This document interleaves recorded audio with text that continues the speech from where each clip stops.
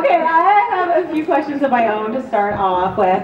So, first question is, obviously it's put together by a television dream team. Were you guys fans of J.J. Abrams, Eric, Jon Favreau before starting this film? Absolutely, yes. Yeah. How can you not be, right? Right? Yeah, I was obsessed with Alias, completely obsessed with it. Every minute that I had, I would have the DVDs and I'd take them home and watch them back to back. So yeah, big fan. Can you guys hear? No. Can you hear Tracy? Hang on. Now? How about now? How about now? Can you hear me now? What about working with J.J. Abrams? I know he is known for being a little secretive on set. Do you guys feel that? Do you have any secretive rules that you're not He's supposed to? so secretive that he's really not around that much. But we get some nice notes and messages from him all the time. Yeah. And, he's at the moment he's a little busy doing the next Star Trek movie. Yeah. But yeah, we'll be seeing him around soon. I'm working with Jon Favreau. It was awesome. Yeah, he's pretty much the best. He's hilarious, really sweet guy, and a fantastic director. Knows what he wants, is really great to his actors and everybody around. Yeah, he's one of those guys. It's a real rarity in this, especially in television, because when you're doing episodic work, you get a lot of time these sort of journeyman directors who kind of come through, and you know they're there to do their work and kind of move on to the next thing. And Favreau was not that way at all. He was just so invested in what we were doing and believed in it so much, and that's why he became a producer on it. He just thought that what we were doing was cool, and so did we. It's pretty great. Can you tell us, each of you, just a little bit about your characters, Charlie and Miles? I play a girl who is kind of raised in this world without any power. She's brought up in that with that mentality, and then her brother ends up getting taken away by the militia, and she's sent on this journey to go and get him back. And it's the only thing that she has that she's fighting for. And she treks across to find her uncle, who is going to help her get him back. And her uncle wants nothing to do with it. Is how that works. Yeah. Yeah, he's been hiding away for a few years. Right after the blackout, we'll come to find out that he was involved in some things that I don't even know about yet. But He really doesn't. I don't. But when we do find him, when she finds him, all he wants to do is be hiding away and drowning his sorrows in the booze that he's making in his own bar in Chicago. But she comes along and sort of yanks at the heartstrings a little bit and convinces him to come along for the good fight, which he sort of begrudgingly does. It's a good adventure that ensues. Obviously, technology is a big theme. You guys are used to acting without technology. If this were to happen in real life, is there, after doing this and sort of wrapping your head around this idea, is there one piece of technology that you would definitely want to bring with you? Well, we can't shoot the show without a camera.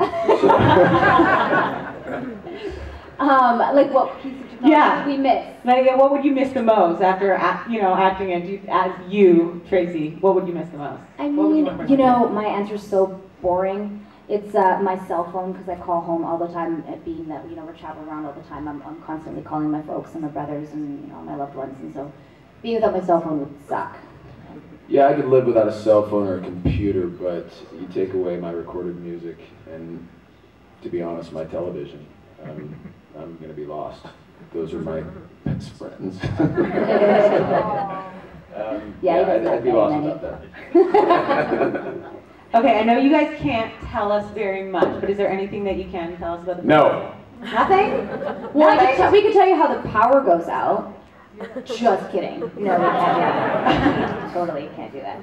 Even if we knew, we couldn't tell you that, but we don't know. What about personal theories? Can you say that? Can you give us a little rundown of what you yourself think might happen? Or is that too much? No, because what if it's right? Yeah, it's true, right? Yeah. Big risk. So fired.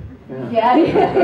So fired. What about the casting process? Was that secretive to you? Like, did you have to, I know that you mentioned that you had to read the script in a special room. Yeah. When I got to read it, I went down to the casting office, and then, we weren't allowed to actually take the script out to read it. We had to read it in the office and sign confidentiality stuff that we're not going to talk about it. So yeah, it was pretty top secret, which made it, 1,000 times even more appealing. I was like, I want in! Hire me! Yeah, I went in to meet Kripke and Favreau before I had a chance to read the script. They just they kind of sat me down and talked to me about the broad strokes of what the show was, and essentially they were kind of like, I found myself listening to them because they were kind of pitching me on the show, and I had to tell them to stop. I'm like, guys, I'm in. Let's do this, you know. And then they sent me the script, and I was like, yeah, this is a no-brainer. Pretty great. I know you guys shoot the show in North Carolina, and you both mentioned that you really like it there. Can you kind of run us through what a day in the life of putting Revolution together is like when you're shooting? Well, Billy and I usually try and avoid each other At all costs. until we get to set. It's excruciating. No, we have, I don't know, we get up, we go to our hair and makeup, and then we go to set and we laugh and play for hours and hours. Yeah, it's, I don't know what you can liken it to. This is a great gig if you can get it anyway. Yeah, it's tough, and you know, the road to certain places, being in the entertainment business, I mean, the road can be kind of tough, but you get a gig like this, and I've been saying this a lot lately, this is a dream gig. Not only because of the people, but, you know, I'm getting to play a guy that, like, you know, he gets to say and do what he wants. It's like one of those things where, you know, I'm enjoying going to work every day. It's been great. Tracy, I know you live in Toronto, Canadian from Winnipeg. With all the changes that have gone on, you guys are shooting in North Carolina, obviously. What do you miss most about our city, Toronto? I miss Canada in general. Yeah. She does. She talks about it constantly. Canadian girl. Amazing, right? Yeah. It's down so it's so stupid, but it's like the small little things that I miss. Like down there they have CVS, and here we have Shoppers Drug Mart. And so I was like, I just want to go to Shoppers and walk around for a little while. I mean, I don't know. It's just, it's home, and no matter what you do, no matter where you go, as soon as you step on Canadian soil, I'm sure, and it's the same, I'm sure, that you feel when you go back home. When I walk into a CVS. Right? I don't know why. I don't know what it is with Shoppers Drug Mart. I have a personal girl makeups. I don't know. And she does have an Optimum card, if you girls are wondering. Billy's working on his. I feel We're going to so give him lame. one. Okay, you guys want to ask some questions? You guys want no questions at all? Can you tell, I'm going to keep going if you guys, no questions at all. Yeah, come on up. Come on up. Do you want Mike right here? Oh, yeah. Yeah, come on up. Or we can hear you. You can just shout it. You don't want, yeah. Maybe you, yeah. Oh, you don't have to go to the mic. It's very short. That's really awkward, isn't it? This is weird. Okay, so I'm a big fan of Lost and of course J.J. Abrams. So I'm really excited for the show. I just have a couple questions. I'm also a big fan of John Carlo, who's also one of the actors on the show. I was wondering if like you guys are all cool with him, because like I'm expecting you guys to all watch Breaking Bad and stuff and always make jokes and stuff and like references on the show. Do you guys like on set and stuff? Do you guys do that often?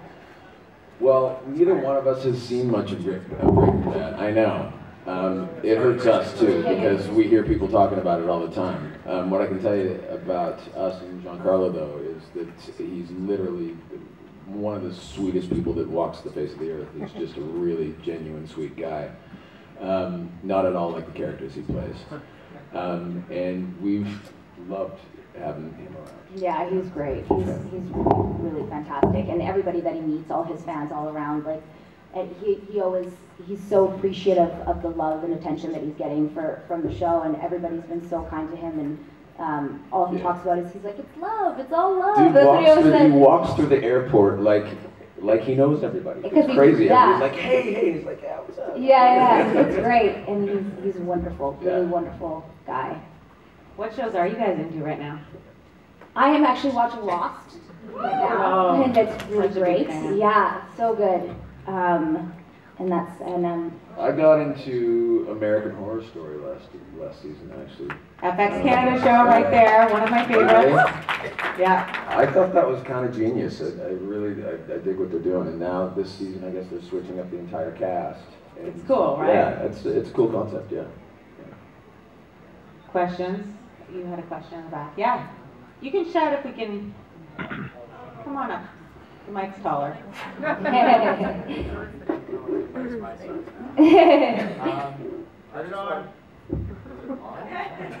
We can hear you. We'll repeat the questions for you for those who can. Can everybody hear me? Because I want to do it if no one can hear me. All right.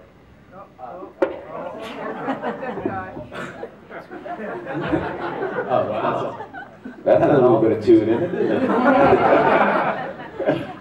Anyway, is this show closer to something like Lost, like where it's everything's like you have to see everything to know what's going on, or is it closer maybe to Fringe, where there's like an overarching arc, but every show is kind of self-contained?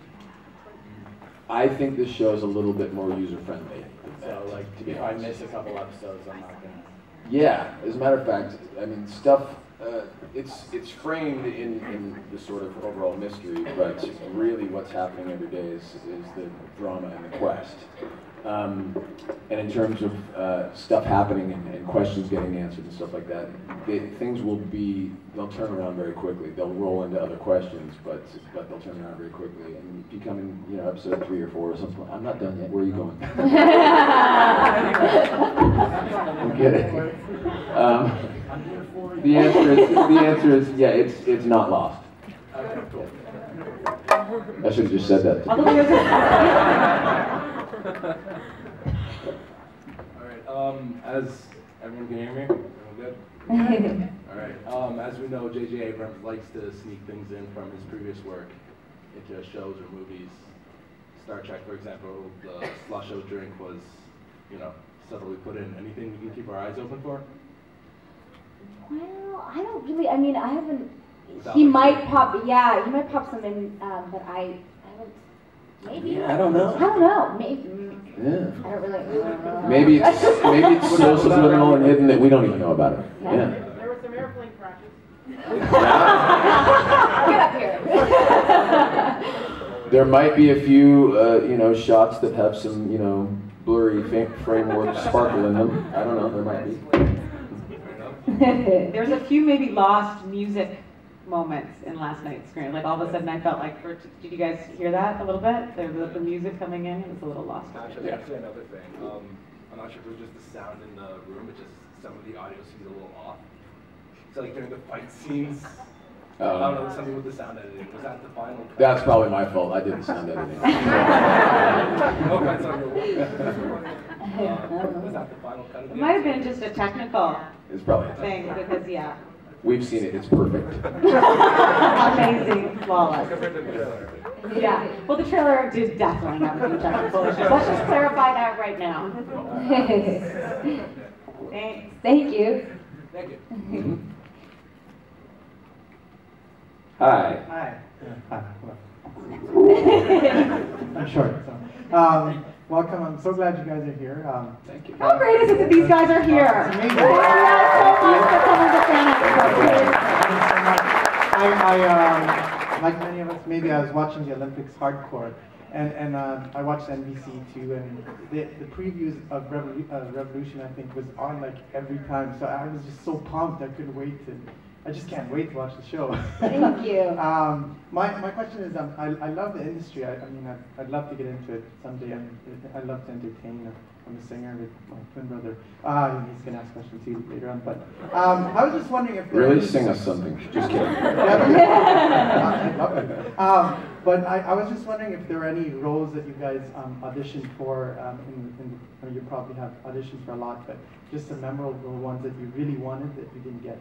For both of them. Oh man, those would be countless, I'm sure. Yeah. For me, it happens it happens backwards. I'll see something. I'll either go to the movies or see something on television, and I'll immediately get on the phone with my manager and I'm like, where the fuck was I for that? I felt the same. Yeah. It happens, yeah. I mean, I don't know, I can't think of one particular, but like, Yeah. yeah, that'll happen where I'll watch something, I'll be like, oh, I want to do that, that'd be awesome, and then. Like a Marvel movie or something. Yeah, there you go. Right. I was this close. Hi. Hi. show, it seems very physical. You know, you're on the run, you're fighting. So what was the training like for that? And my leading question is, what's your favorite weapon to use? Well, the training is actually very minimal. We didn't have a whole lot of time going in. So what you saw in the pilot, that fight sequence was it was constructed and put together in advance of us getting there. They worked on Jeff Wolf, who's an amazing stunt coordinator. He did all the Pirates of the Caribbean movies and stuff. He worked, you know, he'll work tirelessly on that kind of stuff. But when it comes to us, it's basically brand new, either the night before or the morning of, and we just sort of have to, like, you know, be there that day in all our glory. And that's kind of the way it's been working as we continue with the episodes. And your favorite weapon? Well, I've only got two. I've got a sword and a machete, and yeah, and all I have right now is my crossbow. Okay. So that's kind of all we've explored, but who knows what'll come up? I'm excited to play. Can you really shoot the crossbow? I have shot it. Yeah. Yeah. I mean, but it's also very like hard. it's like a point and shoot sort of thing. Like it doesn't really require much skill, as much as I wish it did. But it's cool, and we'll see. I mean, I'm excited to see what maybe more I get to dabble with later on. But the esoteric answer is the best weapon on the show: words. Hello. Thank you for answering my question. I'm glad you're here. Thank you.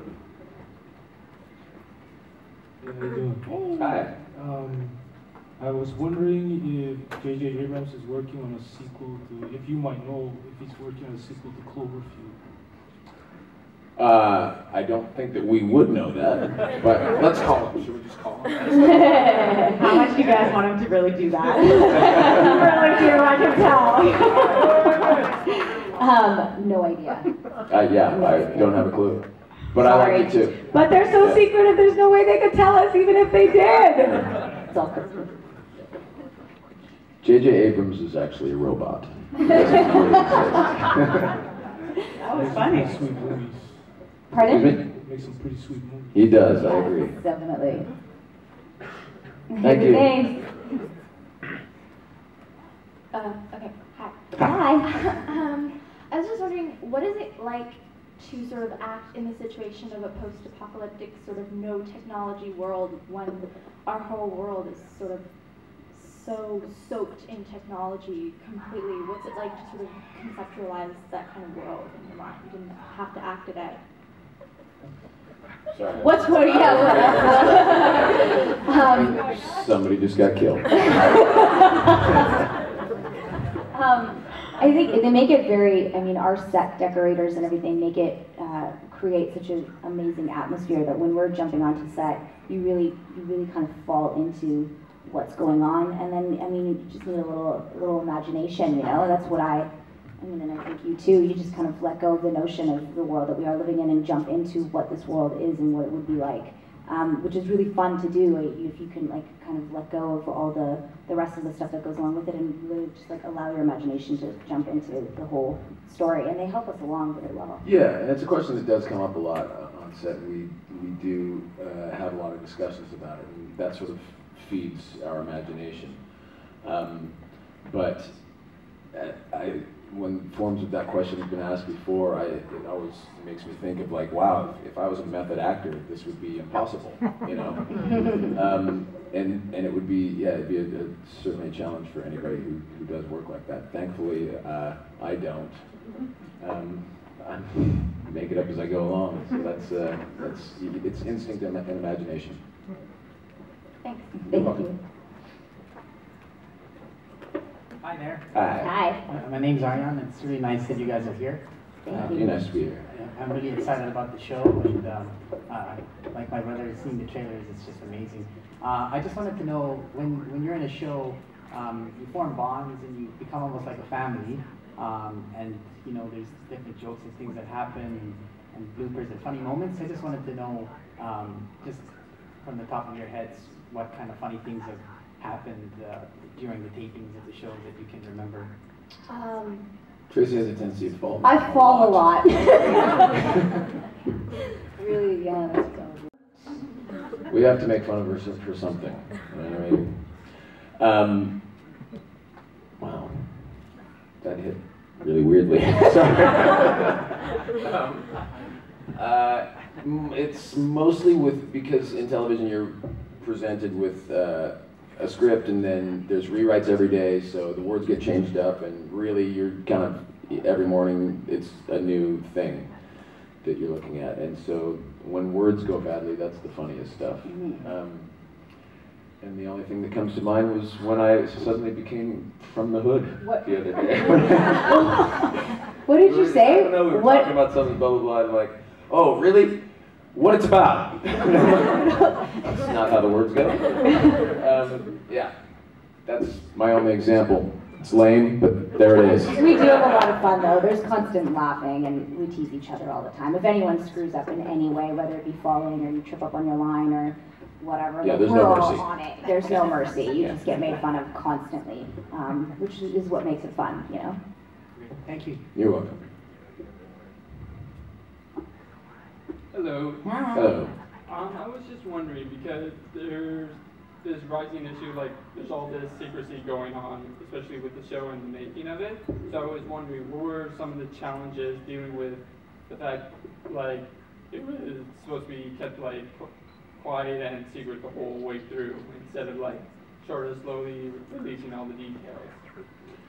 Well, I like working like that. I don't want a lot of forward information. I don't, like I said to the other sweet girl who was just up here, it's mostly instinct and imagination anyway. So if I were to know too much, I'd feel too informed. So I'm okay with it being like that. Yeah, I think for me, the only challenge is I want to know what happens. And so whenever I finish reading an episode, I'm like, what? And they'll leave it in a way, you know, we get cliffhangers too. As soon as we're done the episode, we're like, oh no, what happens with this and that? We have to wait, you know, a full week until we get the next episode to see what happens.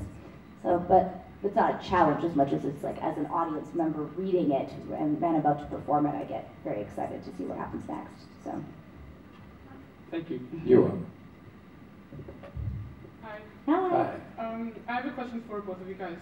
Did you guys expect the show to be this big, and like, what do you expect before coming to panels and everything? Like, how do you guys feel about it? Well, first, we don't know how big it is yet. we hope that it does very well, and we hope that people dig it and that it lasts for a long time. Right now, it's getting a lot of promotion and a lot of great response, which is nothing but great. But I don't know how to feel until the thing is up and running. We're all very proud of it, but we don't know. I get, I'm like, you know, coming up and everyone's so warm and welcoming. I get a little shy, I get a little nervous coming up to the panels and stuff, but you know, everyone's so nice and welcoming that you ease into it smoothly.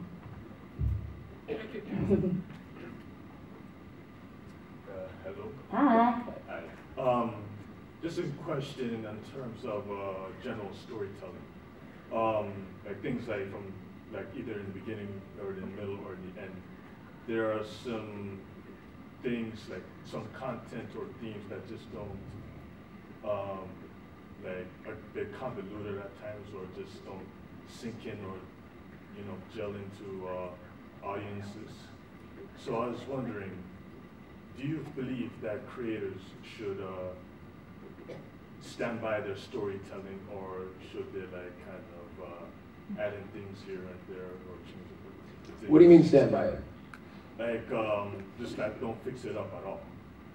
Or if like the audience isn't kind of, you mean like if they're not kind of getting into the story itself, or? Like there's some things like content it's a bit too gory or something like that. Oh, I see. And would they kind of change it for the audience? Yes. Is that what you mean? Yeah, that's, unfortunately we're in a business that is run by commercialism and those things. I mean, on cable television you can kind of do what you want because you're not at the mercy of advertisers and things like that. I don't know why I'm talking about this. I'm just a fucking actor, but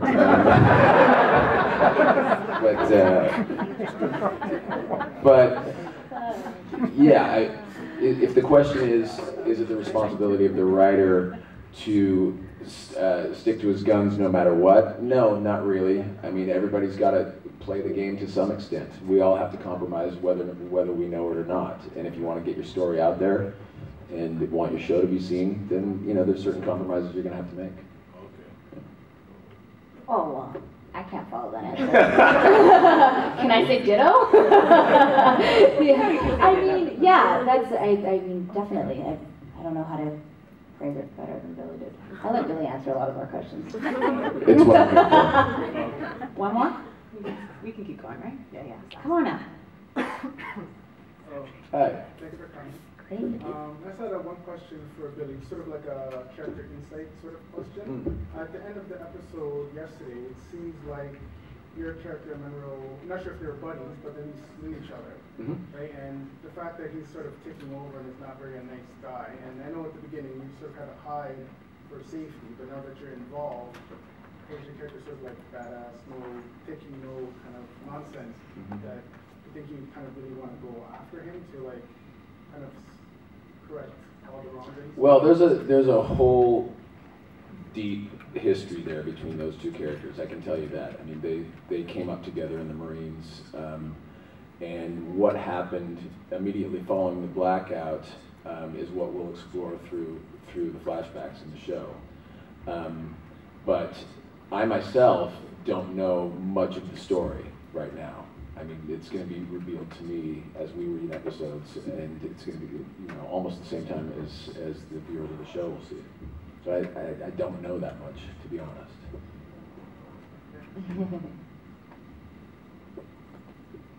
Hi. Hey. I just got my first job in TV. Congratulations. It's amazing. I really like it. I want to stay in it. Do you have any advice, like about how to thrive, survive? Mary's got great advice on this, don't you?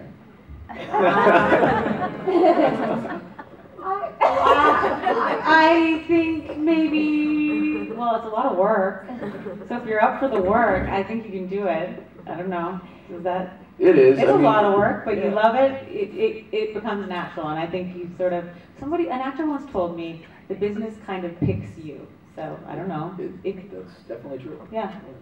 Because if you don't have to do this for a living. You probably shouldn't. You can probably do something else and be happy with yourself. If it's being an artist in general. That's kind of my feeling about it. You don't have to do it. Don't do it.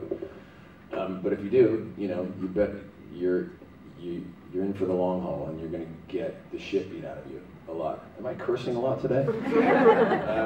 I'm fine with it. There's no minors here. Thumbs up back there. Yeah, she's absolutely right. It kind of does pick you, because you will have, if you have any talent at all, you will have success. I think it's a matter of being persistent too, and not giving up, and not looking at not booking a certain role that you really wanted, and don't look at it as personal rejection to you. 99.9% of the time has nothing to do with you, and that's something that we've all learned along the way. I always ask producers and directors, I'm like, why did you pick this person, or why did you pick me? And I'm curious about it. And they a lot of them say they've made their decision from the moment that you kind of walk in the door before you even do your read. So it's a matter of not looking at it as a personal rejection to yourself, and walking out of the audition or not booking the part and letting it weigh on you and feeling as though you don't have that talent or potential, because I don't think that that's the case. You're there, you got in front of the people for a reason. I think you just need to keep on pushing forward with it and be determined. And I think that goes for any job, I mean, you want to be a lawyer, you're going to go to school for 7 years, and then you're going to get out and you have to work your way up to getting to the level that you want to be, and it's the same in our industry. You just got to keep at it. Thanks very much. We got a last question here. Come on up. Hi. Okay, Tracy, you mentioned that you sometimes get left on a cliffhanger. Like you guys have to wait the week to get the script. How much time do you have in between, like getting the script and filming? Like how much time do you guys to learn what's going on? We'll get it like halfway through the. Yeah, Yeah. a few days kind of before we go to picture, and sometimes it lands on a weekend, so we get a couple extra days in there. We shoot an episode every 8 days, so on the 4th or 5th day of whatever episode we're working on, we'll get the script for the next one to sort of, give us an idea of what's coming up. But beyond that, I mean, in terms of what they call the Bible of the show, we really know nothing about it. We have no idea where it's going. Okay. Thank you. All right, guys. Thank you guys so much. Thanks, for everybody. coming. Thank you, Billy. Oh, we have one more. Oh no, she doesn't have a second. We thought we had a second. Thank you. Thank you guys so much for coming. Thank you for coming to Fan Expo.